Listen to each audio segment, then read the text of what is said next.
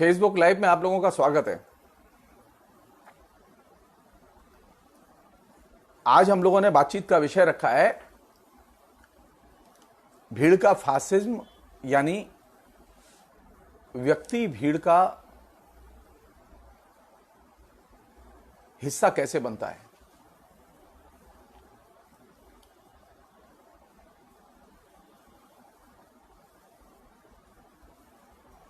वैसे ये अपने आप में समस्या थोड़ी सी जटिल है, क्योंकि हमारे यहां इस तरह से भीड़ को पढ़ने की और पढ़ाने की आदत नहीं है। न हम लोग सामूहिक तौर पर भीड़ की कोई पब्लिक रीडिंग करना चाहते हैं, भीड़ के बारे में चर्चा करना चाहते हैं।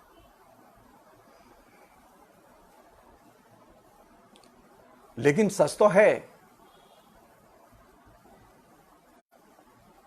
ये चिंता की चीज भी है कि व्यक्ति भीड़ का हिस्सा कैसे बनता है, और व्यक्ति जब भीड़ का हिस्सा बनता है तो वो क्या खोता है और क्या पाता है। पिछले दिनों कई घटनाएं एक साथ ऐसी घटी जिन्होंने एक सिरे से हमें यह सोचने के लिए मजबूर किया कि हम अपनी तरह से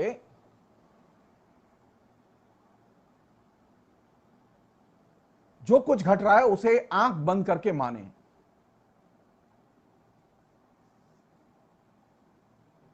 मैं थोड़ा सा आपको लौटा के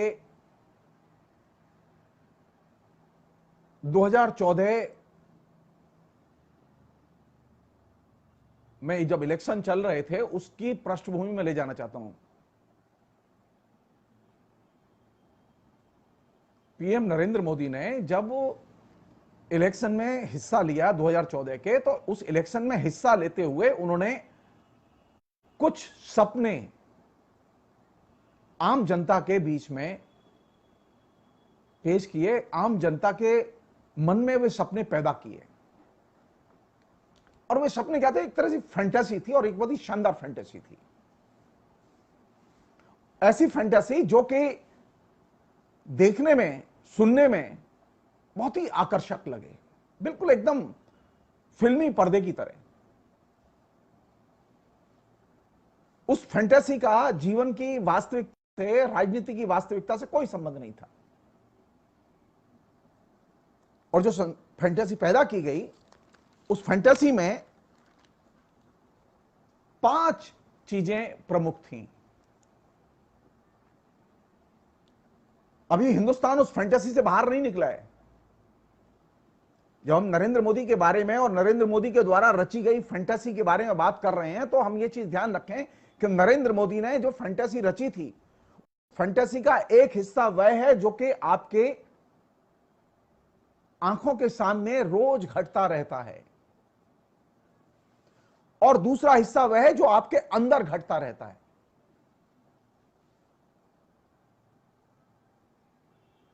क्या फैंटेसी थी जिसका कि नरेंद्र मोदी ने बहुत ही कौशलपूर्ण तरीके से इस्तेमाल किया?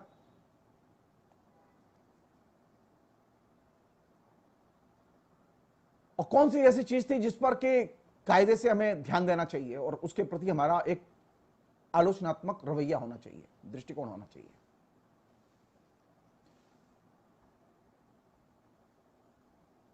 एक चीज चली आ रही थी और भी चल रही है। वो क्या है? वो ये है कि मीडिया में जो कुछ दिखाया जाता है उस पर विश्वास करो। मीडिया विश्वास की चीज है।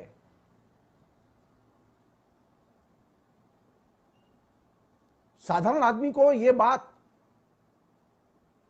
उसके जहन में पहले से थी, आज भी है। नरेंद्र मोदी इस भावना का सबसे बढ़िया ढंग से उन्होंने दोहन किया है कि मीडिया में जो दिखाया जा रहा है उस पर विश्वास करो। कोई भी व्यक्ति यह मानने के लिए तैयार नहीं कि मीडिया में सेंसरशिप है, लेकिन मीडिया में सेंसरशिप तो है। कोई भी आदमी यह मानने के लिए तैयार नहीं है कि नरेंद्र मोदी के लोग मीडिया पर दबाव डालते हैं, लेकिन दबाव तो है। लेकिन एक चीज है जो कि बेस लाइन है, वो क्या है? मीडिया पर विश्वास करो। और मीडिया पर विश्वास का मतलब यह है कि मीडिया में जो कुछ दिखाया जाता है उस पर विश्वास करो। और यही वह जगह है जहां से कि नरेंद्र मोदी की एकदम विशाल काय इमेज, एक ऐसी इमेज जिसको कि आप किसी भी तर्क से व्याख्यायित नहीं कर सकते।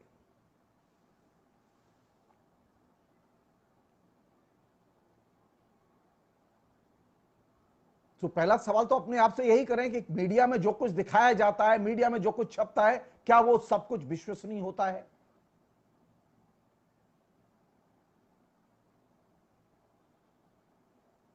अगर आप हाल के दिनों में सुप्रीम कोर्ट में जो नरेंद्र मोदी की सरकार ने सुप्रीम कोर्ट में अटॉर्नी जनरल के जरिए जो कहा है, अगर आप उस पर ध्यान दें तो नरेंद्र मोदी सरकार का कहना यह है कि वह मीडिया में हस्तक्षेप नहीं करते, मीडिया अपने तरीके से जो कुछ करना चाहे करे, हम मीडिया में हस्तक्षेप नहीं करते। यानी मीडिया जो कुछ कर रहा है वह अपनी इच्छा से कर रहा है, सरकार का उससे कोई लेना देना नहीं है। और सबसे जो इंपॉर्टेंट चीज है जिसको कि वे कैटर कर रहे हैं, जिसका कि वे दोहन कर रहे हैं, वो ये कि मीडिया में जो कुछ कहा जा रहा है उस पर विश्वास करो। जज भी विश्वास करें, जनता भी विश्वास करें। वास्तविकता क्या है? क्या यह धारणा अपने आप में खतरनाक धारणा नहीं है कि मीडिया में जो कुछ कहा जा रहा है उस पर विश्वास करो? जब अन्ना हजारे का आंदोलन चल रहा था तब भी मैंने यह बात कही थी कि मीडिया में जो कुछ कहा जा रहा है गलत कहा जा रहा है। अन्ना हजारे जो कुछ बोल रहा है गलत बोल रहा है। हजारों की भीड़ जय हो अन्ना, जय हो अन्ना कर रही थी, और हजारों की भीड़ और बड़े बड़े बैरिस्टर टेलीविजन पर, including Prashant Bhushan, 2G spectrum को लेकर सरेआम झूठ बोल रहे थे।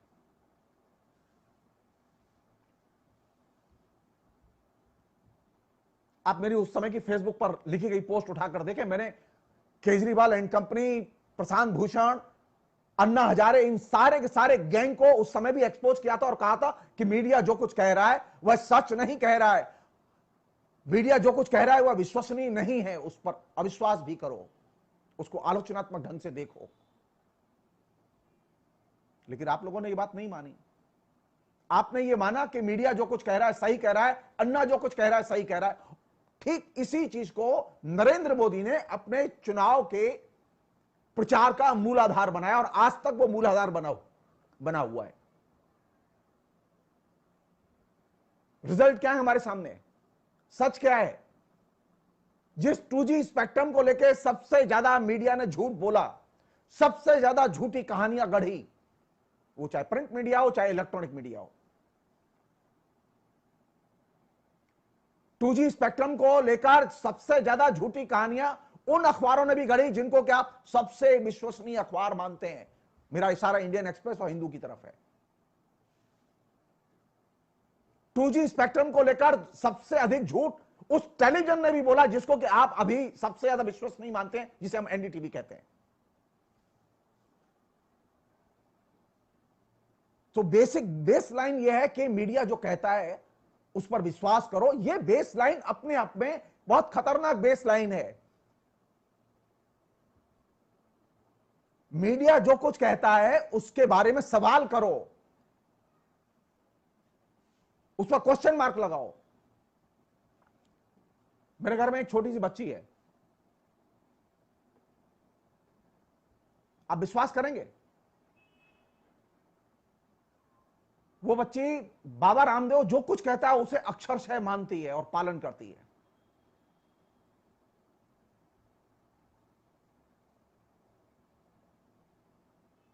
मीडिया की खूबी है कि वह अबोध लोगों को सबसे पहले आकर्षित करता है।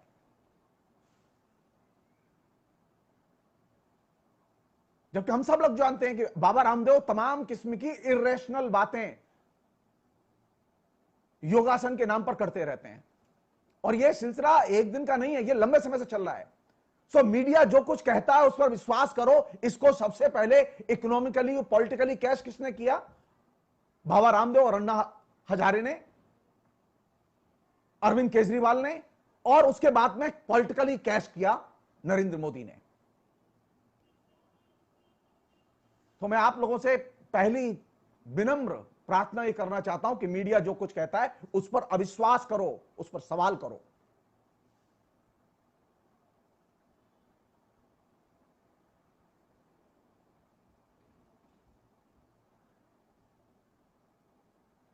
मीडिया लगातार एक चीज बार बार बोलता है और उसका जो बार बार बोलना है वही आपको मजबूर करता है, क्योंकि एक पुरानी मानसिकता रही है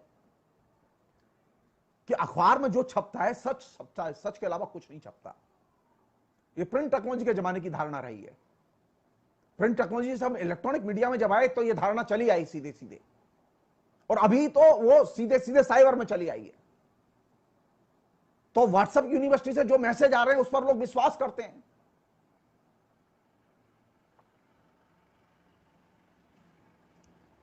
तो मीडिया जो कहता है उस पर विश्वास करो, इस धारणा को क्वेश्चन करने की जरूरत है, इसके खिलाफ सवाल खड़े करने की जरूरत है। मीडिया में चाहे वो रवीश दिखाएं, चाहे वो राजदीप सरदेसाई दिखाएं, चाहे वो प्रणव राय दिखाएं, कोई भी दिखाए, चाहे रजत शर्मा कोई भी दिखाए, चाहे हाथरस की घटना दिखाए या बाबरी जन्मभूमि के विध्वंस के संदर्भ वाली घटनाएं, कोई भी घटना दिखाए, आप किसी भी घटना पर विश्वास मत कीजिए। मीडिया में जो कुछ दिखाया जाता है उसे दूसरे स्रोतों से सामग्री एकत्रित करके पुष्ट कीजिए, वैध बनाइए। हम लोगों ने एक ऐसा सिस्टम, एक ऐसा सोचने का तरीका विकसित किया है कि मीडिया जो कुछ कहता है उस पर हम विश्वास करते हैं, और यह हमारी जेहन में उतार दिया गया है। मीडिया जो कुछ कहता है उस पर विश्वास करो। और नरेंद्र मोदी ने 2014 में इस चीज को सबसे बढ़िया ढंग से कैश किया।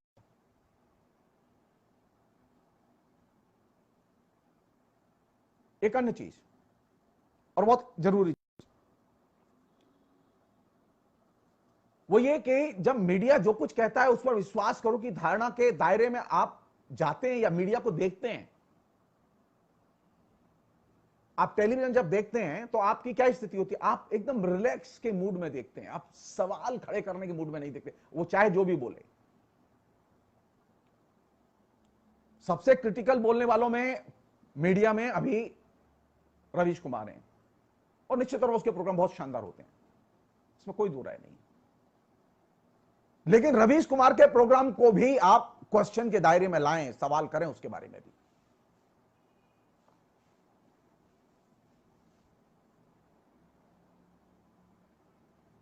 हम लोगों ने क्या किया है कि हमने अपनी सुविधा से चुन लिया है कि वो गोदी मीडिया और ये जो है क्रिटिकल मीडिया है। नहीं जी, मीडिया इस बेस लाइन के आधार पर काम कर रहा है, इधर भी और उधर भी। गोदी मीडिया भी और एंटी गोदी मीडिया भी दोनों काम कर रहे हैं किसी लाइन किस लाइन के आधार पर कि मीडिया जो कुछ कहता है उस पर विश्वास करो। और ये धारणा अपने आप में गलत है, और यही धारणा आपको मीडिया का गुलाम बनाती है। तो पहली चीज जहां से कि चीजें खोली जानी चाहिए वो ये कि मीडिया जो कुछ कहता है वो विश्वसनीय नहीं होता, उस पर भी सवाल खड़े किए जाने चाहिए। मसलन मैं एक छोटा सा सवाल कर रहा हूं, मैं हाथरस की घटना जब घटी तो घटना घटने के बाद मीडिया कहां था? तत्काल मीडिया कहां था? उसका हैवी कवरेज कहां था? मीडिया का हैवी कवरेज आना तब शुरू हुआ जब जनता का प्रोटेस्ट शुरू हुआ, लोगों ने प्रतिवाद करना शुरू किया उस लड़की की मौत के बाद।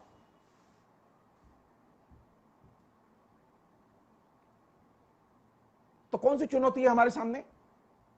वो जो क्रिटिकल मीडिया है और वो गोदी मीडिया है, दोनों के सामने अगर कोई घटना घटी तो क्या उन्होंने घटना स्थल पर जाकर रिपोर्टिंग की?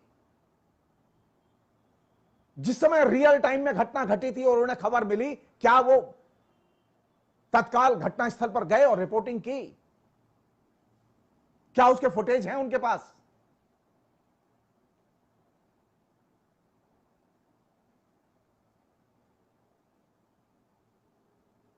आपको जान के आश्चर्य होगा, अधिकतर लोग नहीं गए वहां। ये जो पुलिस जो मनगढ़ंत कहानियां गढ़ रही है, ये इसका एक बड़ा प्रमाण है ये। पहली चीज जहां से कि हमें कायदे से अपनी चेतना का निर्माण करना चाहिए, अपनी समझ बनानी चाहिए कि मीडिया जो कुछ कहता है उस पर अविश्वास करो, यहां से देखना शुरू करोगे, तब आप नरेंद्र मोदी की इमेज को क्वेश्चन कर सकते हैं। अन्यथा तो जो यंग लड़के हैं, जो बेरोजगार हैं, जो औरतें हैं जो कि बेरोजगार हैं, जो घर में बैठी हुई हैं, वो तमाम जो बुजुर्ग लोग हैं जो कि रिटायर्ड हैं और घर में बैठे हुए हैं, वे लोग क्या है, वे टेलीविजन के सामने बैठे हुए हैं और टेलीविजन के सामने उनको लगातार जो चीज घूंट के तौर पर पिलाई जा रही है वो नरेंद्र मोदी, नरेंद्र मोदी, नरेंद्र मोदी, और कोई नहीं, कोई चीज नहीं। एक ही नैरेटिव, और वह नैरेटिव जिसे भाजपा पसंद करती है, वही नैरेटिव बार बार हर चैनल से दिखाया जा रहा है।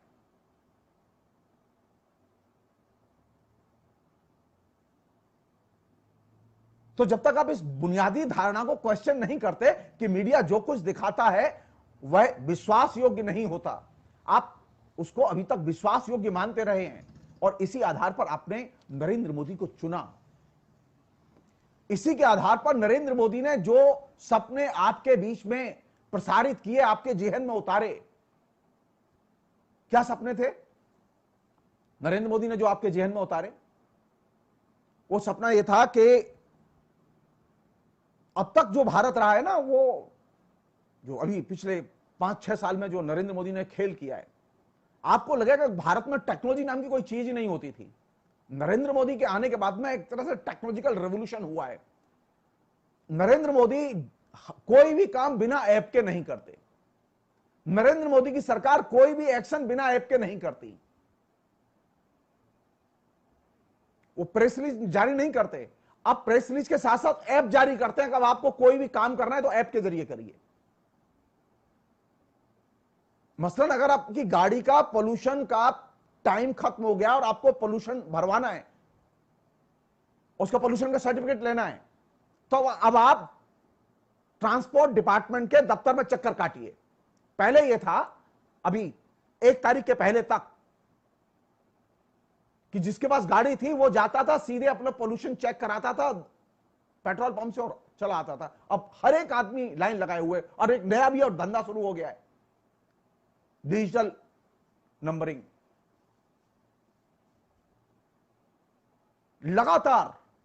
लगातार एक बड़े पैमाने पर नरेंद्र मोदी की सरकार ने एक इंप्रेशन डे 1 से दिया है कि भारत टेक्नोलॉजी में बहुत पिछड़ा हुआ था और भारत को टेक्नोलॉजी में बहुत आगे ले जाना है, और एक तरह से टेक्नोलॉजिकल नेशनलिज्म लोगों के जेहन में उतारा गया।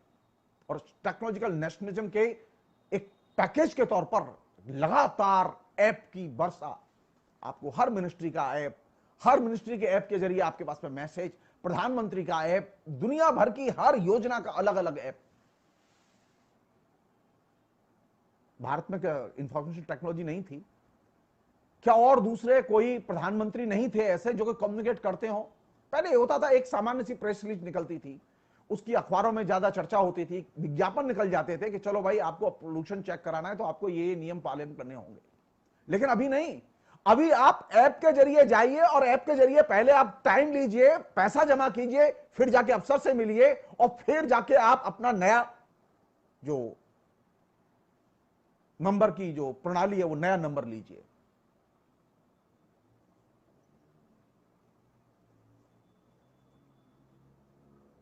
क्या है ये नया भारत है, ये नरेंद्र मोदी का भारत है, ये आरएसएस का भारत है, जिसमें कि लोगों के जेहन में टेक्नोलॉजिकल नेशनलिज्म को एक तरह से उतार दिया गया है। आम लोगों को पिछले 6 साल में यह कन्विंस कर दिया गया कि नरेंद्र मोदी एंटी करप्शन के आइकॉन हैं, हीरो हैं। उनसे बड़ा कोई आज तक भ्रष्टाचार के खिलाफ लड़ने वाला पैदा नहीं हुआ।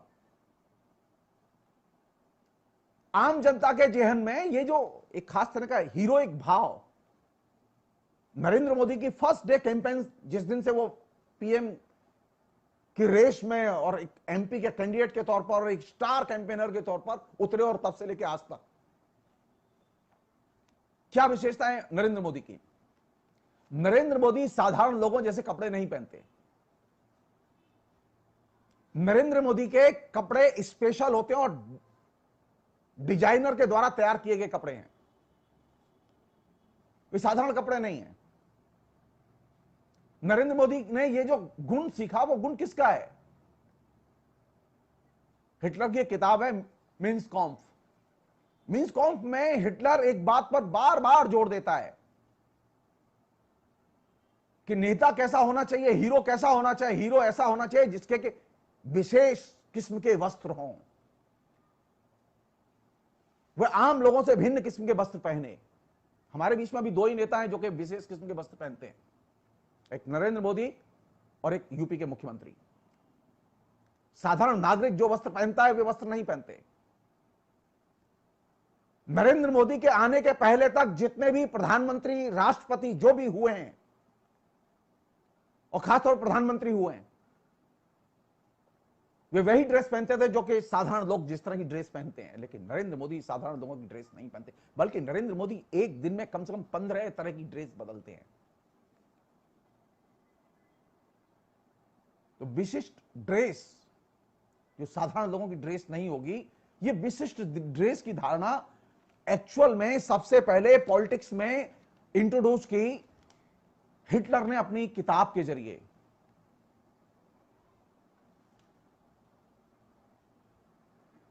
अब आप देखिए यहां से, अब आप यहां से देखिए कि जो आपके बीच में स्वप्न पैदा किए गए, आपके बीच में जो तकनीकी उत्सुकता पैदा की गई, नई नई तकनीकों के इस्तेमाल के लिए आपको मजबूर किया गया, वह चीज आपको कहां लेके गई। आप यहां से देखिए, आप यहां से देखिए कि ये जो तकनीक के उपयोग का इतना बड़ा जखीरा खड़ा किया गया, उसके साथ साथ एक और चीज की गई कि भारत का जो कानून है ना, वो एकदम रद्दी कानून है। और नरेंद्र मोदी ने कम से कम 2 दर्जन अपने पब्लिक स्पीचेस में इस बात को बार बार कहा कि उन्होंने तकरीबन 1400 से अधिक कानूनों को नष्ट कर दिया, खत्म कर दिया। उन्होंने कानून ही खत्म नहीं किए, क्योंकि उनका मानना था कि भारत में जो पुराने कानून है, भारत में जो कानूनों के काम करने का तरीका है, वो ऐसा है जिससे कि सरकार काम नहीं कर पाती। सुनने में ये बात बहुत अच्छी लगती है। देखिए, दिलचस्प बात यह है कि नरेंद्र मोदी ने किसी भी कानून को खत्म करने के लिए संसद से कोई परमिशन नहीं दी, कोई सलाह मशवरा नहीं किया, और सिर्फ कानून ही खत्म नहीं किए, नरेंद्र मोदी को काम करने की इतनी जल्दी है कि वे संसद में कुछ समय बातचीत करके हर बिल, हर कानून पास करा के ले जाना चाहते हैं। पिछले 70 साल की परंपराएं थी कि संसद में कोई भी नया कानून आएगा, बिल आएगा, तो वह प्रवर समिति के साथ में या सेलेक्ट कमेटी के पास भेजा जाता था विचार के लिए, जिससे कि वो उसके एक एक रेशे रेशे पर, एक एक लाइन पर विचार करे, उसकी परिणतियों पर विचार करे। लेकिन अब संसद विचार नहीं करती, पहले भी संसद विचार नहीं करती थी। सेलेक्ट कमेटी में जाता था बिल, सेलेक्ट कमेटी अप्रूव करती थी और तैयार करती थी, फाइनल करके पेश करती थी, तब वो संसद में पेश होता था। लेकिन अब संसद में किसी भी बिल पर कोई सुझाव एक्सेप्ट नहीं किए जाते, क्योंकि नरेंद्र मोदी का मानना है कि ये जितना भी प्रोसीजर रहा है कानून का काम करने का, ये प्रोसीजर सरकार के काम में बाधा डालता है। अब मैं एक छोटा सा उदाहरण दे रहा हूं आपको। भारत इस समय सबसे बड़े संक्रमण के दौर में फंसा हुआ है, कोरोना का संक्रमण जिसे हम लोग कहते हैं। लाखों लोग इससे प्रभावित हैं, लगातार लोग मर रहे हैं इससे।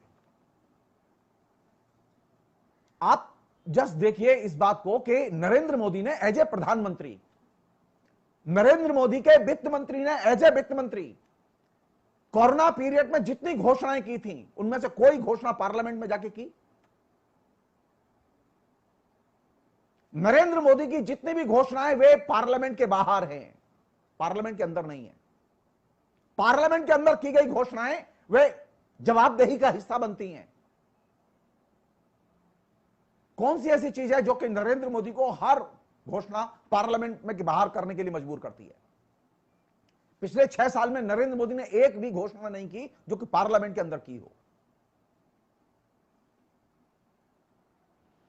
आप वर्चुअल यूनाइटेड नेशन की कॉन्फ्रेंस अटेंड कर सकते हैं नरेंद्र मोदी, लेकिन वर्चुअल वो अपने एमपीओ के साथ में कनेक्ट करके बात नहीं कर सकते।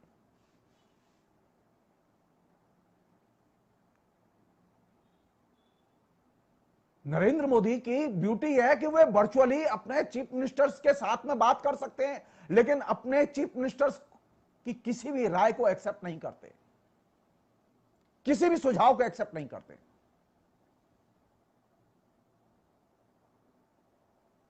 यानी मैं जो कहूं वो सच है, मैं सही तुम गलत, ये जो माइंड फ्रेम है, इस माइंड फ्रेम में नरेंद्र मोदी ने अपनी पूरी की पूरी कार्यशैली विकसित की है। और इस कार्यशैली के तहत जो सबसे जो खतरनाक चीज विकसित की है वो ये कि जो साधारण लोग हैं, उन साधारण लोगों की स्थिति यह है कि वे लगातार नरेंद्र मोदी के वक्तव्यों और आश्वासनों में एकदम फंसे हुए हैं। कोई भी चीज, कोई भी घटना घटती है, वो घटना घटने के पहले से ही उसका फील्डवर्क शुरू हो जाता है। आप यहां से देखिए, आप यहां से देखिए,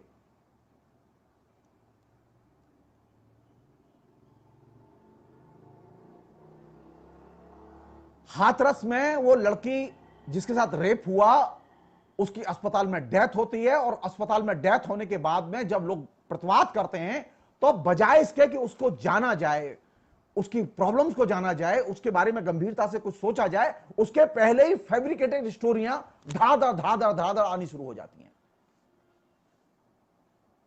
यानी पहले से ही तय है कि नरेंद्र मोदी अगर बोलते हैं, सरकार का कोई भी व्यक्ति अगर बोलता है, या यूपी का मुख्यमंत्री अगर कोई बोलता है, कुछ बोलता है, तो आपको क्या करना है, यह पहले से तय है। यूपी के मुख्यमंत्री को नहीं मालूम कि नीचे क्या होगा।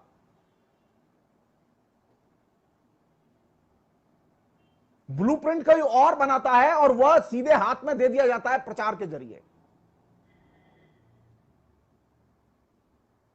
मसलन अगर यूपी सरकार को या यूपी की पुलिस को अभी मालूम पड़ा कि वहां एक कॉन्स्पिरेसी की गई सरकार को डिस्टेबलाइज करने के लिए, जाति और सांप्रदायिक दंगे भड़काने के लिए, तो सवाल यह है कि यह कॉन्स्पिरेसी आपको 20 दिन पहले नजर क्यों नहीं आई? क्या कर रहा था आपका गुप्तचर विभाग? हाथरस की घटना पर विपक्ष के एक्शन के पहले आपको डिस्टेबलाइजेशन की कॉन्स्पिरेसी नजर नहीं आई। आपको कॉन्स्पिरेसी कब नजर आई? जब आप डिफेंसिव हो गए, जब आप एक्सपोज हो गए, जब पता चला कि आपने उस लड़की की देखभाल नहीं की, आपने उस लड़की का उपचार नहीं किया, और कानून की दृष्टि से आपने उपचार नहीं किया।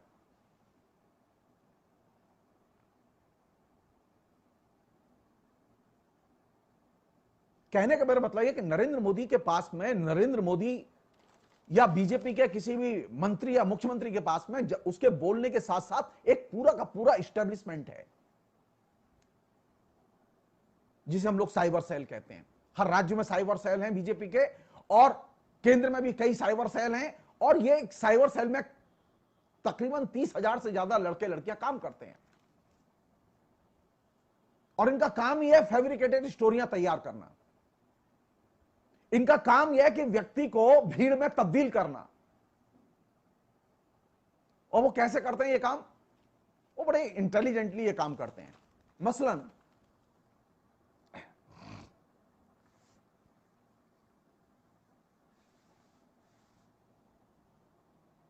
जब किसी भी व्यक्ति के पास में, आप देखेंगे कि लाखों व्हाट्सएप ग्रुप बने हुए हैं, और दर्जनों ऐसी वेबसाइट हैं जहां से कि इफरात में फेक न्यूज का धारावाहिक अहर्निश प्रवाह बना हुआ है। हम लोग एक मानसिकता बनाए हुए हैं कि जो कुछ, जैसा कि मैंने कहा कि वो मानसिकता क्या है कि मीडिया में जो कुछ कहा जा रहा है वो विश्वास योग्य है। तो जाहिर है कि मीडिया में जो कहा जा रहा है अगर वो विश्वास योग्य है, तो साइबर में भी जो लिखा जा रहा है वो विश्वास योग्य है। झूठ तो कोई बोलता ही नहीं है भारत में, सब कुछ सच चल रहा है। मैं भी सच बोल रहा हूं, वो भी सच बोल रहे हैं। हिंदुस्तान में 135 करोड़ की आबादी में कोई झूठ नहीं बोलता। झूठ बोलने के लिए भारत सरकार ने आज तक किसी भी वेबसाइट को ब्लॉक नहीं किया और बंद नहीं किया। किसी भी वेबसाइट के खिलाफ में सुप्रीम कोर्ट ने एक्शन नहीं लिए कि आपने फेक स्टोरी लगाई।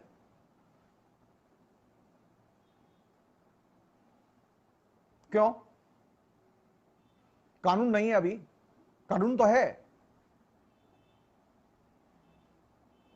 नरेंद्र मोदी की सरकार ने किसी भी फेक वेबसाइट को या फेक खबर छापने वाली वेबसाइट को नोटिस क्यों नहीं भेजा? सूचना प्रसारण मंत्रालय क्या काम कर रहा है ये?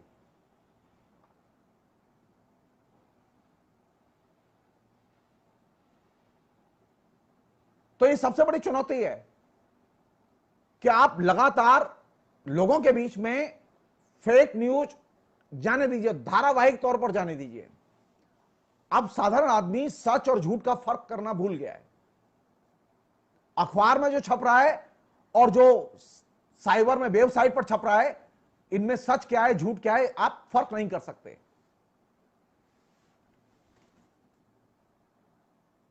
तो जहां सच और झूठ का फर्क ही मिट जाए और सारी चीजें आपको सच नजर आने लगे, आप समझ लीजिए बहुत सीरियस घल्लूघारा है। और यह साधारण घल्लूघारा नहीं है। एक साधारण आदमी के लिए जिसके पास में एक सामान्य सी चेतना होती है, उसकी मुश्किल यह है कि वह लगातार डिपेंडेंट है सूचनाओं के लिए बाहर। उसके पास में इतनी शक्ति नहीं है कि वह उन सूचनाओं में से छानबीन कर सके कौन सच बोल रहा है कौन झूठ बोल रहा है। वो आसानी से विश्वास कर लेता है, क्योंकि हमारे यहां कोई मीडिया लिटरेसी तो है नहीं। हमने मीडिया के बारे में साक्षर तो बनाया नहीं है लोगों को। मीडिया का एक्सपेंशन जरूर हुआ है, मीडिया में झूठ का एक्सपेंशन भी हुआ है, लेकिन मीडिया लिटरेसी का एक्सपेंशन नहीं हुआ है। तो सबसे बड़ी चुनौती कौन सी है हमारे सामने? हमारे सामने मुश्किल यह है कि यह जो साधारण व्यक्ति है, इसके पास में गुमनाम या ऐसे छद्म नामों के जरिए मैसेज आते हैं। गुमनाम या छद्म नाम से लोग वेबसाइट पर लिखते हैं। गुमनाम या छद्म स्रोत के जरिए लोग अखबार में लिखते हैं। एक छोटा सा उदाहरण बता रहा हूं जिससे कि आप चीज को उसकी गंभीरता को समझ सकें। मसलन कहीं पर भी कोई भी रेप की घटना घटती है तो जर्नलिस्ट घटनास्थल पर जाके तथ्य संकलित करने की कोशिश नहीं करता। वो सीधे थाने फोन करता है और पूछता है आपके पास कोई सूचना हो तो बता दीजिए। तो थानेदार के पास में जो सूचनाएं होती हैं वो दे देता है और उसके बाद वो अखबार में छप जाती है। और यह सिलसिला नरेंद्र मोदी के आगमन के पहले से है। क्राइम की अधिकतर रिपोर्ट्स जो अखबारों में छपती हैं, अधिकतर अखबार एक ही पैटर्न का अनुकरण करते हैं कि वे थानेदार से कांटेक्ट रखते हैं, थानेदार से पूछते हैं और थानेदार जो फीडबैक देता है उसी के आधार पर रिपोर्ट लिखते हैं। उन्हें इससे कोई लेना देना नहीं सच कहां है, सच कैसा है, सच के तर्क क्या हैं, उन्हें इससे कोई लेना देना नहीं। उन्हें सिर्फ इतना पता है कि एफआईआर दर्ज की गई और एफआईआर में क्या क्या लिखा गया, थानेदार ने जो बताया उसे वही सूचना का हिस्सा बना देते हैं। इसलिए मीडिया में यह लंबे समय से प्रैक्टिस रही है कि मीडिया घटनास्थल पर नहीं जाता, बिना घटनास्थल पर जाए बिना वो घटना की रिपोर्टिंग करता है। किसी ने 2G स्पेक्ट्रम के ओरिजिनल डॉक्यूमेंट्स नहीं देखे लेकिन सरकार गिर गई।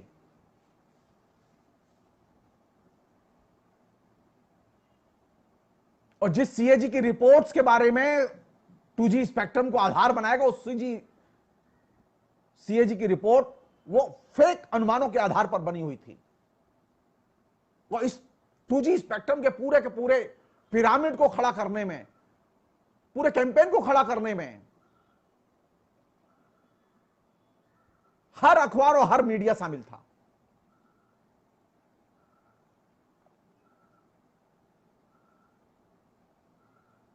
तो पहली जरूरत है कि हम उसी रिपोर्ट पर विश्वास करें जो कि घटना स्थल पर जाके बाकायदा तथ्यों की छानबीन करके तैयार की गई है। जो गुमनाम या अनाम स्रोतों के जरिए या सूत्रों के जरिए रिपोर्ट लिखी गई है वो एक्सेप्टेबल नहीं है, चाहे उसको कोई भी लिखे।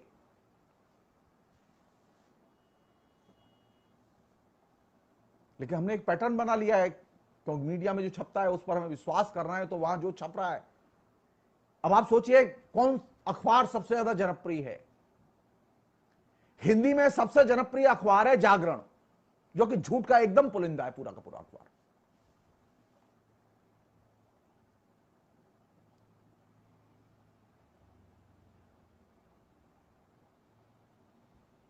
हिंदी के लोगों का वो सबसे बड़ा खाद्य है, वो मेन स्ट्रीम अखबार है, हिंदी का सबसे ज्यादा बिकने वाला अखबार है।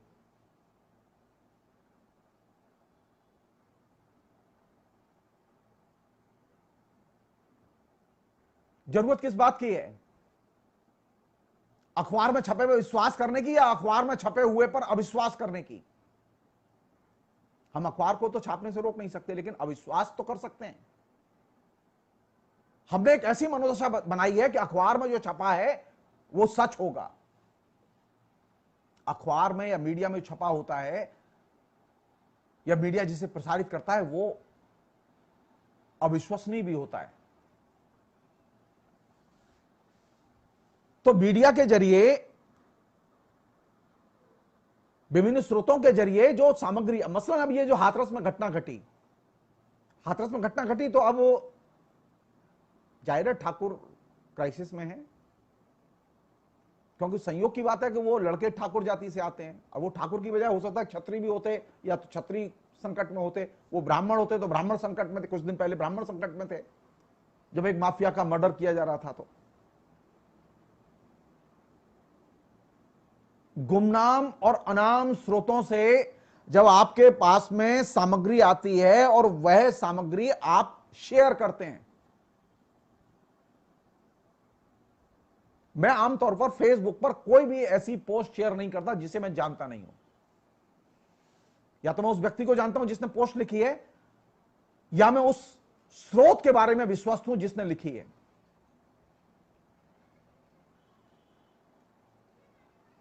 और उसे मैं दूसरे स्रोत से वेरीफाई करता हूं। कई बार मुझसे भी भूल होती है, तो लोग कहते हैं कि ये पुरानी पोस्ट है, लोग कहते हैं गलत लिखा है, लोग कहते हैं फैक्चुअली ठीक नहीं है, तो मैं उस पोस्ट को तत्काल डिलीट कर देता हूं। क्योंकि मीडिया पर ये एक रिस्क है।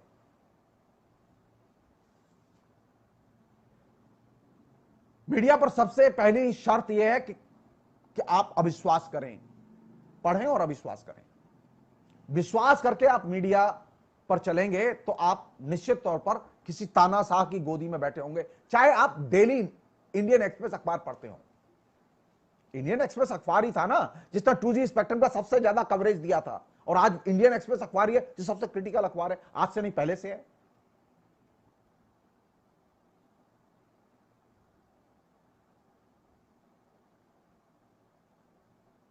दूसरी चीज ये कि ये जो अब जैसे मीटिंग हुई ना, तो किसी ग्रुप ने मीटिंग बुलाई, अब वो मीटिंग बुलाई तो उसमें लोग गए, घर घर से लोग बुलाए गए, घर घर से लोग गए। सो घर घर से जब लोग जाएंगे, घर घर से जो लोग मीटिंग में शामिल होंगे, ये मीटिंग जैसे यहां हुई, आप याद कीजिए मुजफ्फरनगर के दंगों के समय पे भी ऐसी ही मीटिंग ऑर्गेनाइज की गई थी, उन्नाव रेप कांड के समय पे भी ऐसे ही मीटिंग ऑर्गेनाइज की गई थी, कठुआ रेप कांड के समय पे भी ऐसे ही मीटिंग ऑर्गेनाइज की गई थी। जो ही कोई घटना घटती है, लोगों का मोबिलाइजेशन शुरू होता है, और कोई व्यक्ति है, कोई संगठन है जो कि मीटिंग बुलाता है, उसका नाम कुछ भी हो सकता है, लोग उसमें जाते हैं। ऐसे लोग उसमें जाते हैं जो कि अपराध में शामिल नहीं है।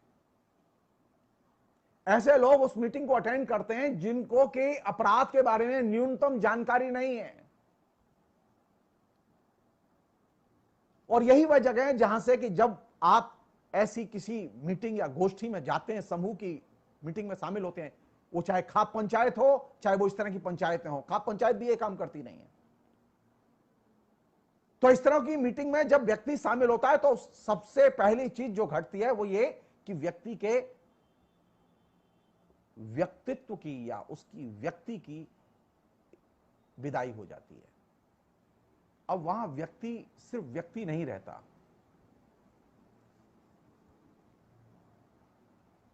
और ये जो व्यक्ति के अंदर से व्यक्ति का निकल जाना और उसका फिर समूह का हिस्सा बन जाना, यही वो सबसे बड़ा प्रस्थान बिंदु है। और यहीं पर वो पहली बार व्यक्ति जो है वो चेतना के विकृतीकरण का शिकार होता है। वहां जो लोग बैठे होते हैं वे लोग बोलते हैं, कोई ऑनर किलिंग के आधार पर बोलेगा, कोई किसी आधार पर बोलेगा, कोई ये बताएगा कि वो लड़की कितनी चरित्रहीन थी, वो तो खेतों में घूमती रहती थी और पैसे के लिए सोती रहती थी, वगैरह वगैरह, जो कभी हो रहा है। तो ये जो समूह है, इन समूहों के काम करने का, यानी व्यक्ति के किसी भी भीड़ का हिस्सा बनने का सबसे सिंपल तरीका यह है, कहीं कोई घटना घटी तो आप लोगों को मोबिलाइज कीजिए कि आइए आइए आइए और सुनिए। और जब आइए और सुनिए के नाम पर जब लोग इकट्ठे होते हैं तो वे पहला काम यह करते हैं, वह व्यक्ति जो उस भीड़ में शामिल हुआ, वह व्यक्ति जो उस गैदरिंग में शामिल हुआ, उसकी पहली दुर्घटना यह होती है कि उसकी अपनी निजी पहचान खत्म हो जाती है। उसकी कोई व्यक्तिगत पहचान नहीं रहती, वो उस भीड़ का हिस्सा होता है, उस बैठक का हिस्सा होता है, उस मीटिंग का हिस्सा होता है। और इस क्रम में दूसरी चीज जो उस व्यक्ति के साथ घटती है वो ये कि उसकी चेतना का विकृतीकरण शुरू होता है। और इस विकृतीकरण के क्रम में जाहिरा तौर पर व्यक्ति को इमोशनली उत्तेजित करने की कोशिश की जाती है, उसे तरह तरह की बातें सुनाई जाती हैं, समझाई जाती हैं, जिससे कि वह ये माने कि वह जो जिस काम के लिए बुलाया गया है, जिस लक्ष्य के लिए बुलाया गया है, उसके लिए वो अपने को संबद्ध करे, तैयार करे। उसको तरह तरह के बयान, संदेश, मैसेज फ्रीक्वेंटली, यानी ये मीटिंग होने के पहले हजारों संदेश व्हाट्सएप ग्रुप के जरिए सप्लाई किए गए। अहर्निश फीडबैक, अलग से सोच ही नहीं सकें आप।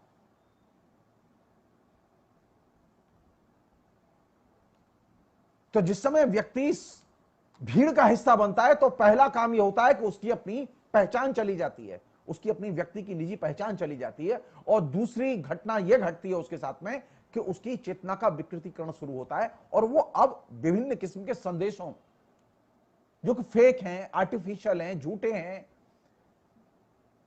बेसिर पैर के हैं, उनके साथ में वो अपने को आइडेंटिफाई करना शुरू कर देता है और उत्तेजित होता रहता है उनको लेकर। और ये उत्तेजना आपको फेसबुक पर तमाम जो बीजेपी के और नरेंद्र मोदी के या योगी के समर्थक है उनके मैसेज में बार बार आपको दिखाई देगी।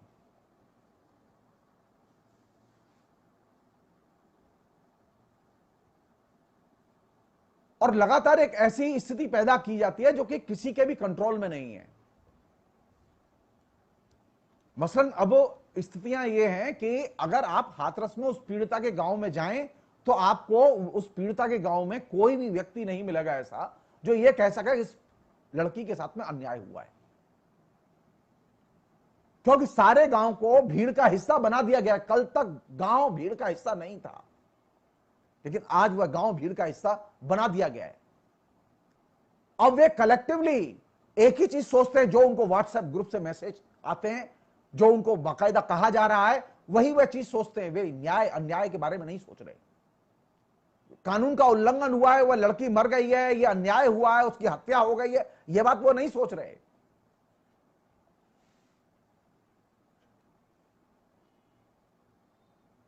क्यों? क्योंकि अगर कानून अपना काम करेगा और ये भीड़ एक्टिव नहीं होगी तो नरेंद्र मोदी के लिए बहुत बड़ी समस्या है, योगी के लिए बहुत बड़ी समस्या है, क्योंकि उनका जनाधार कमजोर होगा।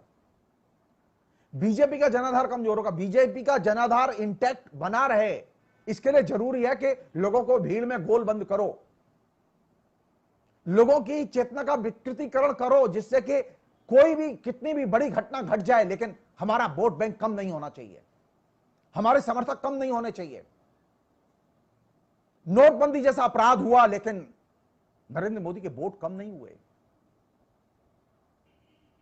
कठुआ जैसी घटना घटी, उन्नाव रेप कांड जैसी घटना घटी, लेकिन नरेंद्र मोदी का ग्राफ नीचे नहीं गया। क्यों? क्योंकि लगातार एक चीज की गई, व्यक्तियों को भीड़ में कन्वर्ट करो उनकी चेतना को विकृत करो और उनको उन संदेशों से जोड़ो जो संदेश न्याय की धारणा के खिलाफ हैं, और लोगों को मजबूर करो कि वे न्याय के खिलाफ सोचें, वे कानून की भाषा में सोचना बंद करें। और यही वह जगह है जहां से कि वे अपने के पूरे जनाधार को बचाए रखते हैं। उनका क्या जरूरत है? मान लो अगर रेप की घटना घटी और वो लड़की मर गई, तो जिन लड़कों ने अपराध किया उनके परिवार या उन लड़कों और उस लड़की के परिवार और उस लड़की के बीच की घटना है ये, इसका गांव से क्या लेना देना? इसका बीजेपी से भी कोई लेना देना नहीं है। ये इंडिविजुअल के बीच में घटी घटना है कि उस लड़की के साथ में गैंग रेप हुआ और गैंग रेप में 4 लड़के पकड़े गए। कानून अपना काम करेगा। अगर कानून अपना काम करेगा और कानून के हिसाब से काम किया जाएगा तो जाहिर है कि बीजेपी का जनाधार खत्म हो जाएगा। बीजेपी का जनाधार खत्म ना हो इसके लिए जरूरी है कि वहां घटना स्थल के आसपास रहने वाले लोगों को, आसपास के 10, 20, 25, 50 किलोमीटर की रेंज में रहने वाले लोगों को गोलबंद किया जाए, जिससे कि बीजेपी के जनाधार को कोई टच न कर पाए। सब लोग जानते हैं मुजफ्फरनगर के दंगे किसने ऑर्गेनाइज किए थे, सारे लोगों को मालूम है।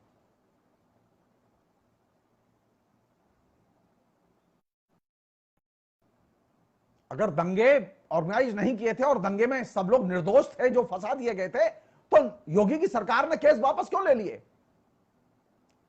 आदेश निकाल के दंगे में शामिल लोगों के ऊपर से केस वापस लिए गए। इसका एकमात्र संदेश यह है कि सचमुच में लोग दंगे में शामिल थे, कानून की नजर से उन्हें बचाया नहीं जा सकता था और इसीलिए ऑर्डिनेंस लाके उन पर से केस हटाए गए।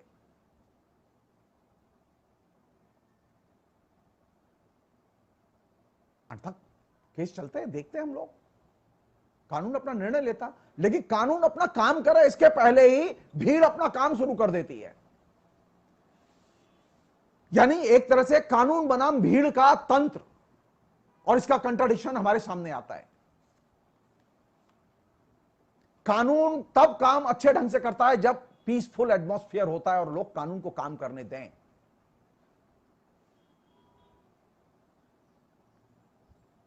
कानून काम करे इसके पहले ही अगर मुख्यमंत्री का फोन आ जाए, कानून काम करे इसके पहले ही मंत्री का फोन आ जाए, कानून काम करे इसके पहले ही किसी डिस्ट्रिक्ट लीडर का फोन आ जाए, तो जाहिर है कि थानेदार के, डीएम के, एसपी के हाथ पैर फूले रहेंगे। और जब तक एसपी थानेदार एक्टिव हो उसके पहले ही जो है वहां जनता गोलबंद हो जाए, कानून काम कर पाएगा? कानून शांति से काम करे इसके लिए जरूरी है कि कानून को नॉर्मल कंडीशन दी जाए, कानून के संचालकों को नॉर्मल कंडीशन में काम करने की अनुमति दी जाए। लेकिन नरेंद्र मोदी के सिस्टम की सबसे बड़ी खूबी है कि वह कानून के संचालकों को नॉर्मल कंडीशन में काम करने ही नहीं देते। तो वो कानून चाहे सुप्रीम कोर्ट में हो, चाहे वो हाई कोर्ट में हो, चाहे वो लोअर कोर्ट में हो, कानून फिर नॉर्मली फंक्शन नहीं कर पाता। एबनॉर्मल कंडीशन में कानून कभी भी नॉर्मल फंक्शन नहीं कर सकता।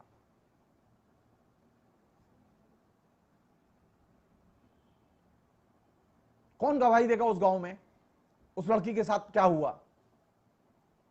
किसी की हिम्मत है अभी? क्योंकि सारा गांव गोल बंद कर दिया गया है, आसपास के सारे इलाके गोल बंद कर दिए गए हैं। जो लोग उस लड़की के पक्ष में जुलूस निकाल के गए, जो लोग वहां उसके परिवार के प्रति सहानुभूति व्यक्त करने गए, उन सबके खिलाफ में केस फाइल कर दिए गए हैं।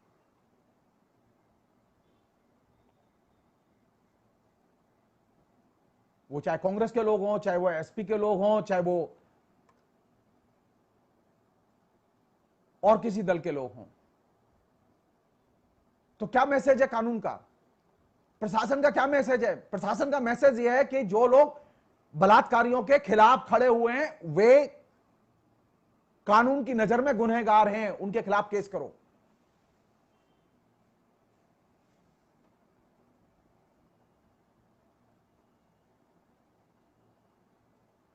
अगर वे कानून की नजर में गुनहगार हैं, उनके खिलाफ केस करो। तो इससे किसे फायदा होगा? जाहिर है कि इससे अपराधियों को फायदा होगा, क्योंकि अपराधियों के खिलाफ में कानून फिर नॉर्मल ढंग से काम नहीं कर पाएगा। एक अन्य चीज जो इस बीच में विकसित हुई है वो ये कि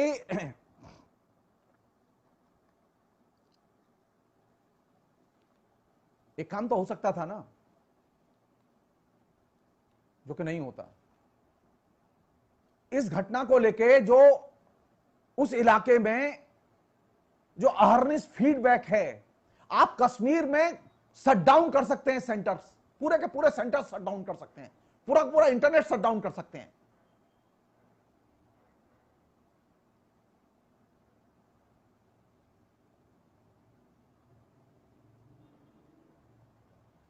राज्य सरकार ने, केंद्र सरकार ने कोशिश ही नहीं की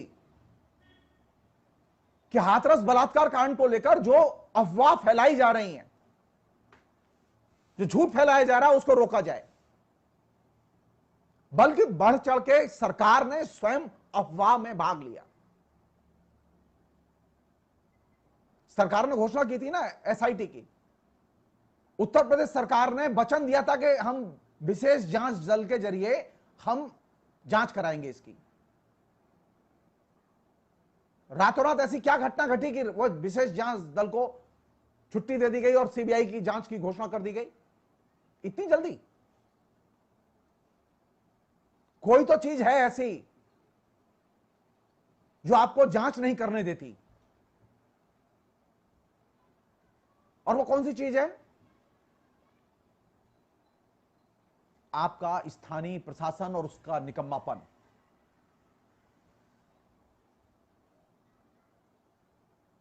तो आप कर क्या रहे? आप निरंतर झूठी फीडबैक इंटरनेट और मीडिया के जरिए संप्रसारित करके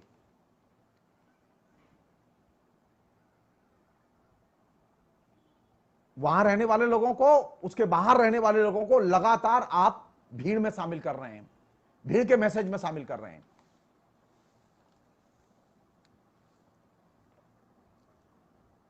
और एक पूरे प्रोसेस में जो चीज नष्ट हो रही है, मेरी आप सब लोगों से यह विनती है कि आप अपनी व्यक्तिगत पहचान और व्यक्तिगत अस्मिता को नष्ट न होने दें। भीड़ के तंत्र की, भीड़ की राजनीति की ब्यूटी है कि वह व्यक्ति की अपनी जो निजी आइडेंटिटी है उसे वो खत्म कर देती है। और बीजेपी ने ये चीज बहुत ही रिगरसली, बहुत ही ऑफेंसिवली, उन्मादी भाषा में पूरे देश में चलाई हुई है। कोई भी चीज आती है तो वो एकदम कलेक्टिव धारावाहिक प्रवाह के तौर पर आती है, सूचनाओं के एकदम प्रवाह के तौर पर आती है, और उसमें अधिकतर सूचनाएं झूठी होती हैं।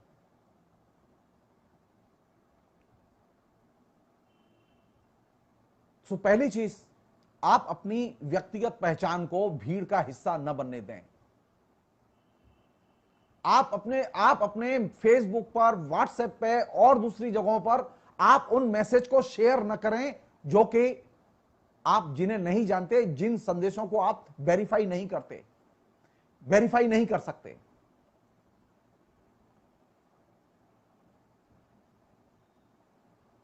आप उन संदेशों का संप्रसारण न करें जो कि आईटी सेल ने, बीजेपी के ने संप्रसारित किए हैं और वे हमारे बीच में घूम रहे हैं।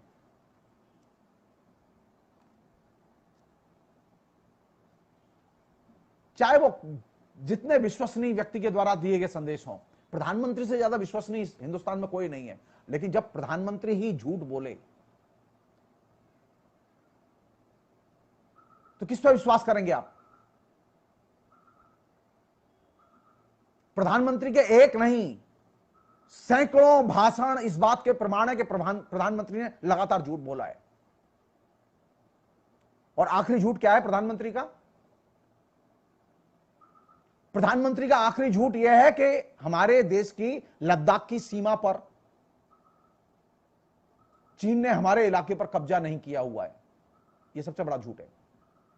अब सेना वहां युद्ध कर रही है, एक तरह से उलझी हुई है, वहां लगातार परेशानी हो रही है, किसी भी तरह से निगोशिएशन से वो समस्या हल नहीं हो रही। जबकि वास्तविकता है कि कुछ इलाका उन्होंने कब्जे में ले लिया है। और वो वहां अपने सॉलिड हिसाब किताब चीन ने अपनी सेना का वहां खड़ा कर दिया है, क्योंकि पहले नहीं था। सवाल यह है कि प्रधानमंत्री ने जो भाषण, जो बयान टेलीविजन पर दिया, वो बयान उन्होंने संसद में क्यों नहीं दिया?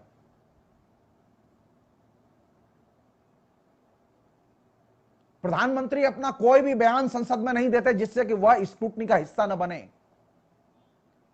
चाहे वो नोटबंदी हो, चाहे वो जीएसटी को लेकर हो, चाहे वो एक तमाम किस्म के जो कोरोना पीरियड में जो पैकेज डिक्लेयर हुए, उनमें से कोई पैकेज पार्लियामेंट में घोषित नहीं किया गया, पार्लियामेंट के सामने पेश नहीं किया गया, उसके डिटेल्स पेश नहीं किए गए।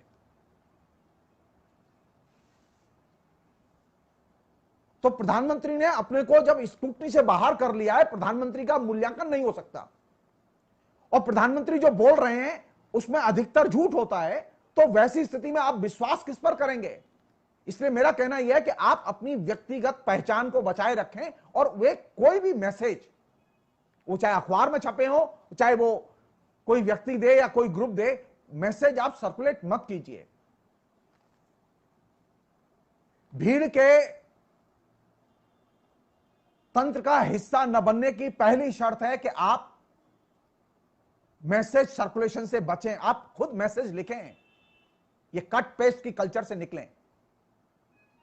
कट पेस्ट की कल्चर जो कि अविवेकहीन बनाती है, उस कल्चर का हिस्सा न बने। और नरेंद्र मोदी और उनका पूरा का पूरा जो टीम है नीचे, वो टीम पूरी की पूरी कल्चर का उपयोग कर रही है, कट पेस्ट की कल्चर का।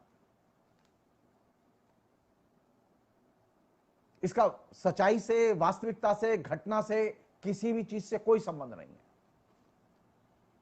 उन्होंने एक नए किस्म की कल्चर विकसित की है, और वह है झूठ में मजा लेने की कल्चर। अब जो समूह बनाए गए हैं, अब जो भीड़ का तंत्र बनाया गया है, वो भीड़ का तंत्र कन्विंस है कि प्रधानमंत्री जो कुछ कर रहे हैं अच्छा कर रहे हैं। अब आप सोचिए, जिस देश में 15 करोड़ लोग बेरोजगार हो जाएं, उसके बावजूद लोग आराम से चैन की नींद सो रहे हो और ये माने बैठे हो कि प्रधानमंत्री जो कर रहे हैं वो सही कर रहे हैं, आप उस देश का उद्धार कैसे करेंगे? क्योंकि लोग पहले से ही भीड़ में घुस चुके हैं, और भीड़ में जाने के बाद में पहला काम यह होता है कि आप अपने दिमाग से सोचना बंद कर देते हैं, आपकी व्यक्तिगत जिम्मेदारी खत्म हो जाती है, आप अपनी पर्सनल अकाउंटेबिलिटी से फ्री हो जाते हैं। आपने कोई मैसेज कहीं से आया और आपने उसे सर्कुलेट कर दिया, तो आपकी जिम्मेदारी तो नहीं है, आपको तो किसी और ने भेजा था, आप यही कहेंगे। सो भीड़ की जो दूसरी बड़ी समस्या है वो ये कि वो व्यक्ति का, जहां एक तरफ वो व्यक्तित्व छीन लेती है, वहीं दूसरी तरफ व्यक्ति को जिम्मेदारी से मुक्त कर देती है, उसकी जो अपनी पर्सनल अकाउंटेबिलिटी उससे फ्री कर देती है। और इसलिए भीड़ का हिस्सा बनने में कोई परेशानी नहीं होती हमें। कोशिश कीजिए कि आप व्यक्ति के तौर पर जिंदा रहें, आप भीड़ के तौर पर जिंदा ना रहें। आपकी लिखने पढ़ने की एक जिम्मेदारी बनती है, आप लिखिए, पढ़िए, बोलिए, जैसा भी बन सके बोलिए,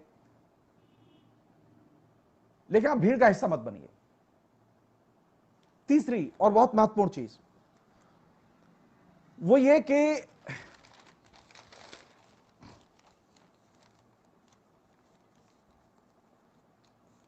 जब आप भीड़ का हिस्सा बनते हैं तो आप वो सबसे पहला काम ये करते हैं कि भीड़ का हिस्सा बनते ही कि आप सेल्फ डिस्ट्रक्शन करते हैं, आप अपनी जो पहचान है उसे नष्ट करते हैं, आत्मविध्वंस पहले करते हैं। आपकी एक व्यक्ति के तौर पर जो पहचान थी, एक रैशनल व्यक्ति के तौर पर जो पहचान थी, अब आपने अपने को उस पहचान से एकदम लिबरेट कर दिया और अपने हाथों ही उस पहचान को नष्ट कर दिया। जिस दिन आपने व्हाट्सएप यूनिवर्सिटी के मैसेज सर्कुलेट करने शुरू किए, जिस दिन आपने किसी भी विचारधारा के ग्रुप के मैसेज सर्कुलेट करने शुरू किए, तो आपने अपने को भीड़ का हिस्सा बना दिया। आपको मार्क्सवाद अच्छा लगता है, मार्क्सवाद पर पोस्ट लिखिए। मैं फिर रिपीट कर रहा हूं, आपको हिंदू धर्म अच्छा लगता है, हिंदू धर्म पर पोस्ट लिखिए, लेकिन आप किसी भी व्हाट्सएप ग्रुप के मैसेज को सर्कुलेट मत कीजिए। जिस समय आप किसी और के मैसेज को सर्कुलेट करते हैं तो आप सेल्फ डिस्ट्रक्शन करते हैं, आप आत्मविध्वंस करते हैं, और यह आत्मविध्वंस आपको फिर अपनी पहचान अर्जित नहीं करने देता। तो जो व्यक्ति जिसके के व्यक्तित्व को भीड़ छीन लेती, जिम्मेदारी से मुक्त कर देती है, वही भीड़ उस व्यक्ति को आत्मविध्वंसक दिशा में ठेल देती है। अब वही व्यक्ति अपनी बनाई हुई दुनिया नष्ट करने लगता है। ये जो सेक्युलरिज्म के खिलाफ में जो पूरे जिहाद चल रहा है ना, ये धर्मनिरपेक्षता का जो पूरा वातावरण देश में बनाया गया था, किसने बनाया था? ये हम सब लोगों ने बनाया था, मिलके पूरे देश के लोगों ने मिलकर बनाया था। अब एक स्थिति ये आ गई है कि जनता का एक बहुत बड़ा हिस्सा धर्मनिरपेक्षता के खिलाफ में खड़ा कर दिया गया है। तो कौन सी चीज नष्ट हो रही है इससे? जो चीज आपने बनाई थी वही नष्ट हो रही है। आपने जो एक ऐसा सामंजस्यवादी, बहुलतावादी जो भारत आपने बनाया था, वो भारत नष्ट हो रहा है। और एक कौन सा भारत बन रहा है? हिंदू भारत। और आप क्या बन रहे हैं? मैं हिंदू हूं। तो भीड़ के तंत्र का जब आप हिस्सा बनते हैं तो आप जिम्मेदारी से ही मुक्त नहीं होते, बल्कि आप आत्मविध्वंसक की भूमिका अदा करते हैं। जो पहचान, जो उपलब्धियां पिछले 70 साल में हिंदुस्तान के लोकतंत्र ने अर्जित की थी, वो उपलब्धियां क्या थी? कि हम संसदीय कमेटियों के जरिए, संसद के जरिए जो तमाम कानून पास होते थे उनका पालन करते थे, उन्हें मानते थे। धर्मनिरपेक्षता की धारणा हमारे संविधान का मूलाधार है, लेकिन आज पूरे देश में अधिकतर मध्य वर्ग के लोगों के, गरीब लोगों के ध्यान में यह बात उतार दी गई, धर्मनिरपेक्षता सबसे खराब चीज है। तो प्लीज, आप जब भीड़ का हिस्सा बनेंगे तो आप आत्मविध्वंसक की भूमिका अदा करेंगे, और यह बहुत खतरनाक चीज होगी। और यही वह जगह है जहां से कि लगातार गोलाबारी हो रही है। आपकी व्यक्तित्व को नष्ट किया जा रहा है। आप व्यस्त हैं, आप व्यस्त हैं क्योंकि आपके पास में मैसेज आ गया।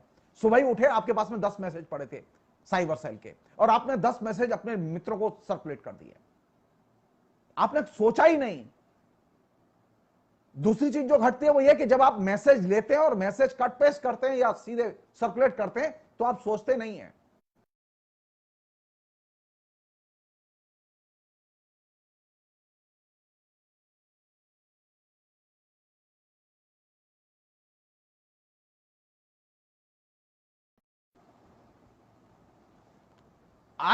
आत्मविध्वंसक स्थिति में आप उन संदेशों के बारे में सोचते नहीं, गंभीरता से मूल्यांकन नहीं करते कि वो संदेश जो आए हैं वो सही हैं, गलत हैं, उनमें क्या बोला जा रहा है, उससे क्या देश का नुकसान होगा।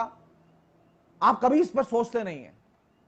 आपने कभी सोचा नहीं इस बात पर कि धर्मनिरपेक्षता हमारे लिए कितनी मूल्यवान चीज है। आपने कभी सोचा ही नहीं इस बात पर कि लोकतंत्र हमारे लिए कितना मूल्यवान है। लेकिन आपने मैसेज पर मैसेज जो आए आपके पास में, आपकी नजरों से गुजरे, आपने उसे सर्कुलेट कर दिया। तो आपके पास में जो संदेश आते हैं वे संदेश भीड़ का हिस्सा होने के नाते। और भीड़ कैसा हिस्सा कैसे बनते हैं आप? जब आप किसी व्हाट्सएप ग्रुप में होते हैं, आप सर्कुलेट करते रहते हैं उसे। आप व्हाट्सएप ग्रुप में भी रहें तो आप सर्कुलेट न करें। आप व्हाट्सएप ग्रुप में भी रहें, चाहे वो कितना ही भरोसेमंद लोगों का ग्रुप हो, आप वहां जो लिखा जा रहा है उस पर संदेह करें। चाहे वो सीपीएम का व्हाट्सएप ग्रुप हो, चाहे वो कांग्रेस का व्हाट्सएप ग्रुप हो, चाहे वो आरएसएस का व्हाट्सएप ग्रुप हो, चाहे वो बीजेपी का व्हाट्सएप ग्रुप हो,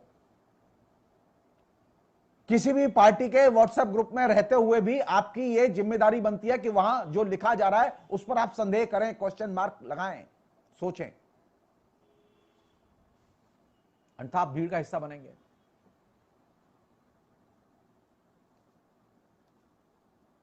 और जो नया जो फिनोमेना है जिसने कि सबसे ज्यादा प्रभावित किया है, वो हिंदू जो लहर चल रही है, हिंदू लहर के नाम पर जो भीड़ तैयार की गई है, वो भीड़ किस लिए तैयार की गई है? वो जाति गौरव के नाम पर, कास्ट को लेकर हम प्राउड फील करते हैं, धर्म को लेकर हम प्राउड फील करते हैं। हिंदू धर्म की रक्षा, गौ की रक्षा, इनके नाम पर जो प्राउड फीलिंग पैदा की जा रही है, इसकी आड़ में ये तमाम किस्म के आत्मविध्वंसक ग्रुप तैयार किए गए, जो कि बुनियादी तौर पर लोकतंत्र और धर्मनिरपेक्षता के जो बेसिक ताने वाने हैं जिनसे कि हमारा समाज बना हुआ है, उन ताने वाने के खिलाफ है वो।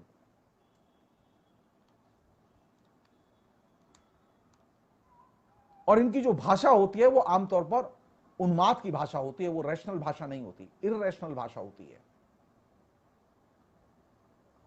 और ये जो इरेशनल भाषा है वह अल्टीमेटली एक हत्यारे की भावना पैदा करती है कि नहीं, मुझे भी क्राइम करना चाहिए, मुझे भी हत्या करनी चाहिए, मैं इन चीजों को नहीं मानूंगा, जो इन चीजों को मानेगा मैं उनका विरोध करूंगा। मैं एक छोटी सी घटना बता रहा हूं आपको, बहुत इंपॉर्टेंट घटना बता रहा हूं। मैं दिल्ली ये कुछ दिन पहले ही घटना है, मैंने 4-5 ये लॉकडाउन के जस्ट पहले की। मैं सिलीगुड़ी जाने के लिए एयरपोर्ट पर बैठा हुआ था। तो एयरपोर्ट पर जब मैं बैठा हुआ था तो मैं जहां बैठा हुआ था एयरपोर्ट पर लॉन्च में, तो वहां पर मेरे चारों तरफ सैनिक बैठे हुए थे। मैंने ध्यान नहीं दिया, तो मेरे हाथ में मोबाइल था और मैं मोबाइल में अपना मैसेज जो पुराने आते हैं फीडबैक, मैं उनको सेव कर रहा था और एडिट कर रहा था। तो मेरे पास एक सैनिक बैठा हुआ था, वो सैनिक मेरे मैसेज पढ़ रहा था, तो उसको मैसेज से लगा कि मैं जेएनयू का हूं या जेएनयू का समर्थक हूं। तो मेरे पास जो सैनिक बैठा हुआ था वो बोला मुझसे, आप जेएनयू से हैं? जेएनयू के लोग तो बड़े खतरनाक होते हैं, देशद्रोही होते हैं। मैंने उससे पहले गौर से देखा, फिर मैंने उससे कहा कि मैंने उससे पूछा कभी जेएनयू गए हो देखने के लिए? बोले नहीं, कभी गया नहीं। तो मैंने कहा तुम जेएनयू गए नहीं, तुम कभी जेएनयू के लोगों से मिले हो? बोले कि नहीं। तो मैंने कहा तुम कभी जेएनयू गए नहीं, जेएनयू के लोगों से मिले नहीं, लेकिन जेएनयू के लोग खतरनाक होते हो और देशद्रोही होते हैं, इतना गंभीर निष्कर्ष तुमने निकाल लिया? बोला नहीं जी, वो खतरनाक होते हैं और वो उन्हें जीने का हक नहीं है इस देश में, उन्हें रहने का हक नहीं है। और आप जो मैसेज लगातार सेव कर रहे हैं और लिख रहे हैं, मैं देख रहा हूं कि आप जेएनयू के हैं। तो मैंने कहा हाँ, मैं जेएनयू का हूं, मैंने जेएनयू देखा है, मैं पढ़ा हूं वहां, मेरा जेएनयू से लगाव है। मैंने कहा तुम नहीं जानते जेएनयू को, लेकिन तुम दावे के साथ कह रहे हो जेएनयू के बारे में। तो एक ऐसी भीड़ तैयार की गई है जो कि चीजों को नहीं जानती। वो जेएनयू को नहीं जानता था लेकिन जेएनयू से नफरत करता था। लोग धर्मनिरपेक्षता को नहीं जानते लेकिन धर्मनिरपेक्षता से नफरत करते हैं। लोग भाईचारे को नहीं जानते, हिंदू मुस्लिम प्रेम को नहीं जानते, लेकिन मुसलमानों से नफरत करते हैं। तो भीड़ की जो मानसिकता है, वो भीड़ की मानसिकता क्या करती है कि आपको एक खास किस्म के पैटर्न में सोचने के लिए, स्टीरियोटाइप पैटर्न में सोचने के लिए लगातार प्रेरित करती है और उसके लिए वो लगातार फीड करती रहती है। मैंने ध्यान से देखा कि वह व्यक्ति जो मेरे पास बैठा हुआ बात कर रहा है वो कौन है, तो मैंने देखा कि वो सैनिक है। तो फिर मैंने ध्यान दिया तो चारों तरफ सैनिक बैठे हुए थे, वो सब श्रीनगर जाने वाले थे। तो मैंने कहा कि तुम जानते हो, तुम श्रीनगर जा रहे हो, श्रीनगर में जो अभी उपराज्यपाल बनाया गया वो कौन है? बोले जी कोई भी हो। अरे मैंने कहा वो जेएनयू का पढ़ा लिखा है, तुम देशद्रोही कह रहे हो? जेएनयू के पढ़े लिखे वो विदेश मंत्री हैं, जेएनयू के पढ़े लिखे हैं वो फाइनेंस मिनिस्टर हैं, वो देशद्रोही हैं। लेकिन वो ये बात मानने के लिए तैयार नहीं, क्योंकि वो कन्विंस है कि जेएनयू के लोग देशद्रोही होते हैं।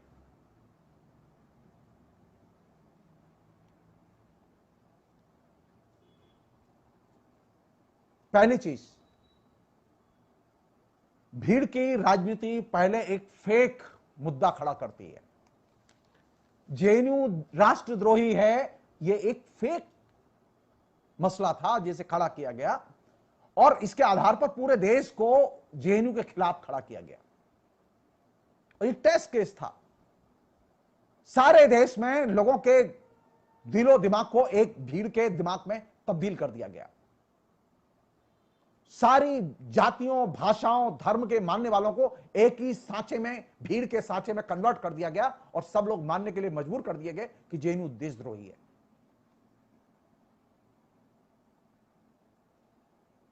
अब तो कुछ करना नहीं था इसके अलावा, आप सिर्फ व्हाट्सएप से मैसेज पुश करते रहिए, जेएनयू के खिलाफ में खाद्य देते रहिए। तो भीड़ का जब आप हिस्सा बनते हो तो भीड़ आपके विवेक का अपहरण करती है और आप इरेशनल पैटर्न पर, इरेशनल आधारों पर सोचने लगते हैं। आपके अंदर सत्य और असत्य के बीच में फर्क करने की बुद्धि खत्म हो जाती है। और आखिरी चीज वो ये कि ये जो भीड़ होती है, इस भीड़ को कोई नियंत्रित नहीं कर सकता, ये अनियंत्रित होती है। क्योंकि आप भीड़ में जब शामिल हो जाते हैं तो भीड़ में आप शामिल किस लिए होते हैं? आपका कोई हित थोड़ा ही है वहां। आप जब भीड़ का हिस्सा बनते हैं तो आप किसी और के हित साधन के लिए भीड़ का हिस्सा बनते हैं।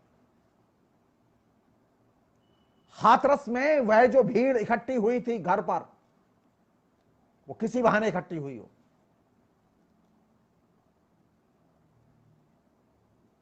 वो बलात्कारियों को सजा दिलाने के लिए नहीं इकट्ठी हुई, वो किसी और बलात्कारियों को बचाने के लिए, किसी अन्य के हित साधन के लिए इकट्ठी हुई थी। तो भीड़ जब भी इकट्ठी होती है, उसमें जब भी कोई व्यक्ति शामिल होता है तो वह अपने हित साधन के लिए शामिल नहीं होता, बल्कि अन्य के हित साधन के लिए शामिल होता है। तो ये तमाम तरह की जो भीड़ जुटाई गई है, वो किसके लिए जुटाई गई है? बेकारी के लिए, बेकारी दूर करने के लिए, इंडस्ट्रियलाइजेशन के लिए? जी नहीं, ये भीड़ जुटाई गई है राजनीतिक तौर पर बीजेपी का हित साधन करने के लिए। तो आप जब भीड़ का हिस्सा बनते हैं तो आप किसी अन्य के हित साधन का हिस्सा बनते हैं। आपको यह गलतफहमी हो सकती है कि आप अपना हित साधन कर रहे हैं। नहीं, आपका कोई हित साधन नहीं हो रहा इससे, बल्कि आपका तो नुकसान हो रहा है। तो भीड़ का जब व्यक्ति हिस्सा बनता है तो वो अपने ही पैर में कुल्हाड़ी मार रहा होता है। वह अपने व्यक्तित्व से जाता है, वह अपने विवेक से जाता है, और वह लगातार उन पैटर्न पर, उन लाइन पर सोचता है जिस पैटर्न और लाइन पर उसे फीडबैक लगातार मिलती है। और इसके चलते जो सबसे बड़ी कैजुअलिटी होती है वो ये कि भीड़ का हिस्सा बनने के बाद में उसके पास अपना विवेक नहीं रह जाता। और ये जब मनुष्य के पास विवेक ही नहीं होगा तो मनुष्य में और पशु में फर्क क्या होगा? मनुष्य में और पशु में फर्क यही है कि मनुष्य अपनी परिस्थितियों को जान के बदल सकता है, लेकिन पशु अपनी परिस्थितियों को न तो जान सकता है और न उन्हें बदल सकता है। वो जैसा है वैसा ही रहता है। तो भीड़ का हिस्सा अगर आप बनेंगे तो आप जैसे हैं वैसे ही रहेंगे, बदलेंगे नहीं। तो भीड़ आपको पशु की अवस्था में वापस ले जाती है। और यही वजह है कि भीड़ हमेशा यथास्थितिवाद के पक्ष में खड़ी होती है। नरेंद्र मोदी की या योगी की या बीजेपी की जो पूरी की पूरी कोशिश है वो ये कि भीड़ के नाम पर लोगों को गोलबंद किया जाए और यथास्थितिवाद का समर्थक बनाया जाए। उन्हें उन चीजों का समर्थक बनाया जाए जो कि फेक हैं, उन्हें उन चीजों का समर्थक बनाया जाए जो कि रियल नहीं है। आप पूछिए, अभी आप बात करके देखिए, देश की रियल चिंता कौन सी है? देश की रियल चिंता के बारे में कोई बीजेपी का नेता बात नहीं कर रहा है। किसी भी नेता के पास में कोई जवाब नहीं है। क्यों? यह ठेका विपक्ष ने खाली लिया है कि वो रियल चिंताओं के बारे में बताए कि बेकारी हो गई है, हाथरस में लड़की के साथ अन्याय हो गया है, हजारों उद्योग धंधे बंद हो गए। ये सिर्फ विपक्ष का काम है, सरकार का काम नहीं है ये। आपने कहीं देखा नरेंद्र मोदी ने या उनके वित्त मंत्री ने या उनके इंडस्ट्री मिनिस्टर ने कहीं पर भी ये कहा, या हर्षवर्धन ने जो उनके स्वास्थ्य मंत्री हैं, आप एक बयान खोज कर बताइए कि कितने लोग मर गए और क्यों मर रहे हैं, कितने लोग बीमार हैं और क्यों बीमार हो रहे हैं। वो मुंह से आंकड़ा नहीं बोलते, क्योंकि आंकड़ा बोलेंगे तो सच बोलेंगे, और सच बोलना उनकी राजनीति में संभव नहीं है। तो भीड़ की राजनीति जिसकी वह हिमायत करती है वह हमेशा सच के खिलाफ होती है, चाहे वो जिसकी भी भीड़ हो। तो भीड़ की राजनीति से बचने के लिए पहली शर्त है कि आप अपने व्यक्ति को और अपने व्यक्तित्व को, अपने पर्सन को, अपनी पर्सनैलिटी को, अपने मनुष्य को बचाइए। भीड़ का मत बनिए। अपने व्यक्तिवाद को बचाइए, अपने हितों की रक्षा कीजिए। आप अपने हितों को बचाएंगे तभी आप देश के हितों को भी बचाएंगे। लेकिन आप भीड़ का हिस्सा बन जाएंगे तो देश के हित भी दांव पर लग जाएंगे। आज देश के हित जब आपको दिखाई नहीं देते, उसका कारण यह कि आप भीड़ का हिस्सा बन चुके हैं। देश का हित किसमें है? देश का हित इसमें है कि लोगों के पास में एक सामान्य सी मेडिकल फैसिलिटीज गांव में हो, हेल्थ सेंटर चालू हो। लेकिन नरेंद्र मोदी को 6 महीने की कोरोना की महामारी के बावजूद भी यह इल्हाम नहीं हुआ कि गांव का हेल्थ सेंटर एक्टिवेट कर दिया जाए। नरेंद्र मोदी की सरकार गांव के लिए, हेल्थ सेंटर के लिए अभी 2 काम करने वाले लोग जुगाड़ नहीं कर पाई है। यह जिम्मेदारी नहीं बनती कि गांव में जो आदमी परेशान है दवा दारू और तमाम चीजों से, कोरोना में जो सबसे ज्यादा महामारी फैली हुई है, उसको तमाम किस्म के जो हेल्थ सेंटर्स हैं नीचे, वो सारे के सारे हेल्थ सेंटर्स एक्टिव किए जाएं, वहां डॉक्टर बिठाए जाएं, वहां नर्स बिठाई जाएं, वहां तमाम किस्म के हेल्थ वर्कर बिठाए जाएं। आप एक प्रेस रिलीज उठाकर दिखाइए तो कि कितने हेल्थ सेंटर्स एक्टिव किए गए। सरकार ने एक फुट कौड़ी खर्च नहीं की हेल्थ सेंटर्स पर, और महामारी से लड़ रहे हैं ये लोग। भीड़ की राजनीति आपको देश को भी देखने नहीं देती और देश के स्वार्थ भी देखने नहीं देती, क्योंकि आप राजनीतिक स्वार्थ का हिस्सा बन जाते हैं। सो बेहतर यह है भीड़ से निकलिए, अपने पैर पर खड़े होइए और जो मन में आए लिखिए, लेकिन किसी का भी लिखा कट पेस्ट मत कीजिए, मत कीजिए। जब तक आपको विश्वास ना हो, दूसरे सोच से आप वेरीफाई न कर लें, तब तक आप उसे कट पेस्ट मत कीजिए। कट पेस्ट की संस्कृति फेसबुक पर, सोशल मीडिया पर, यह संस्कृति अल्टीमेटली भीड़ की संस्कृति है, और आप भीड़ की संस्कृति का हिस्सा बनना चाहते हैं, आप इससे निकलिए। लोकतंत्र की रक्षा भीड़ से नहीं होती, व्यक्तियों से होती है, मनुष्य से होती है। भीड़ जो है व्यक्ति और मनुष्य दोनों का विलोम तैयार करती है। हमें जरूरत किस बात की है लोकतंत्र की रक्षा के लिए? जरूरत इस बात की है कि हमारे पास में मनुष्यों की भी पूरी की पूरी जमात हो, मनुष्यों का समुदाय हो, व्यक्तियों का समुदाय हो। हमें न जातियों के समुदाय की जरूरत है, न धर्म के समुदाय की जरूरत है, हमें न राजनीतिक समुदाय की जरूरत है, हमें मनुष्य समुदाय की जरूरत है, और मनुष्य समुदाय ही लोकतंत्र की सुरक्षा की एकमात्र गारंटी है। और यही हमारी आज की सबसे बड़ी जरूरत है। तो प्लीज क्लिक कल्चर और कट पेस्ट की कल्चर, इन दोनों से बाहर निकलिए, भारत को बचाइए। Thank you.